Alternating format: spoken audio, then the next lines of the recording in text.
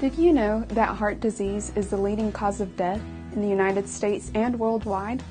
Every 34 seconds, a person dies from heart disease. 1 in every 4 people dies from heart disease. Are you that one? It is for this reason why it's important to know some information regarding your heart.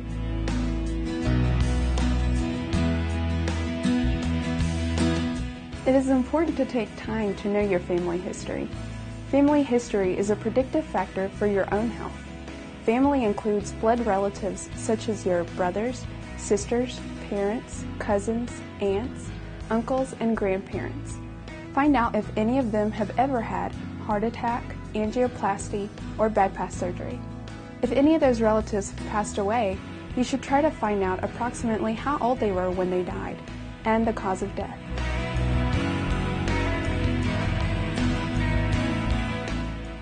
While there are some uncontrollable risk factors that cause a person to get heart disease, there are some things that you can do to maintain a healthy heart. By exercising for as little as 30 minutes a day, you can reduce your risk of heart disease. In fact, studies show that for every hour of walking, you may increase your life expectancy by 2 hours. The time to get moving is now. Start with a small goal and commit to it regularly. It won't be long before you're enjoying the benefits of an active life.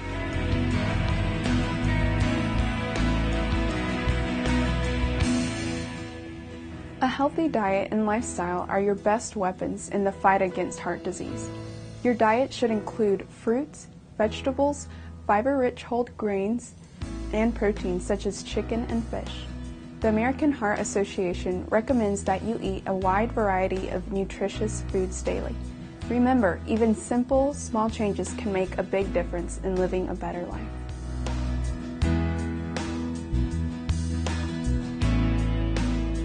Today's world is a stressful environment. Stress can cause individuals to have headaches and pains, trouble sleeping, or feelings of anxiety, anger, and depression. Stress can also cause a person to feel tired without a good reason. The key is to manage stress properly so that it does not cause unhealthy responses that may lead to health problems in some people. While you can't control some things, you can change how you handle them emotionally and psychologically. Try taking 15 to 20 minutes a day to sit quietly and breathe deeply. Try to learn to accept things you can't change. Engage in physical activity that you enjoy, and limit alcohol. Don't overeat and don't smoke.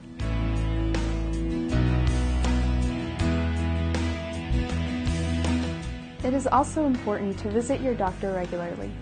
These exams will help identify risk factors and problems before they become serious. If diseases are caught early, treatments are usually much more effective. To check on your heart health, a doctor may take your blood pressure and heart rate. Blood work, including cholesterol tests, along with an electrocardiogram, may also be part of your visit. To take a better look at your heart, your doctor may also order some diagnostic tests, such as an echocardiogram or a nuclear medicine stress test. So let's take a deeper look at nuclear medicine stress tests. What is it? What can I expect? How do I need to prepare? And what will the test do for me?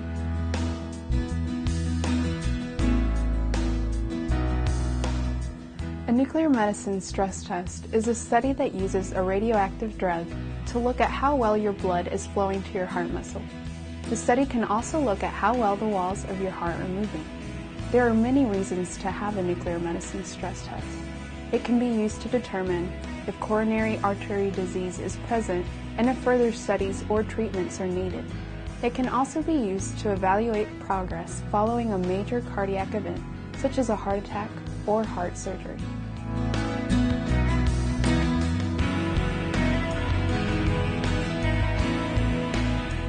When preparing for a nuclear stress test, you should stop taking specific medications as indicated by your doctor.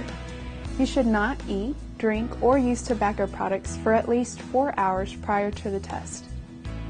You should not consume any food or drinks that contain caffeine for at least 24 hours prior to your test.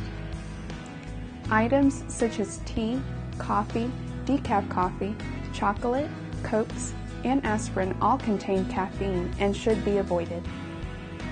Do not use body oils or body lotions on the day of the test. Wear loose-fitting clothing that allows easy access to the chest and wear comfortable walking shoes. If you are a diabetic, please see your physician about preparations prior to the stress test. A nuclear medicine stress test is usually done in two parts. The first part is a resting test, which allows us to look at the heart while you are resting. The second part is the actual stress test. This allows us to look at the heart under stress. In some institutions, both studies are done in one day. In others, they are performed in 2 separate days. The test will be explained to you and your medical history will be obtained. It is always a good idea to keep a list of your medications with you at all times. For the resting part of the test, the nuclear medicine technologist will inject you with a small amount of radioactive drug. While it is extremely uncommon to have a reaction or side effects from the drug, please let a health professional know if you're having problems. After the drug has been injected, you will be asked to wait a certain amount of time. Then you will be placed in a nuclear medicine gamma camera, which will take pictures of your heart. During the images, it is important to remain as still as possible. Movement can cause motion defects in the images, which may cause you to have to retake the images. After the resting test is complete, it is time to move forward to the stress test. Electrodes will be placed on your chest and connected with cables to an EKG machine. This will record your heart rhythms during the stress test.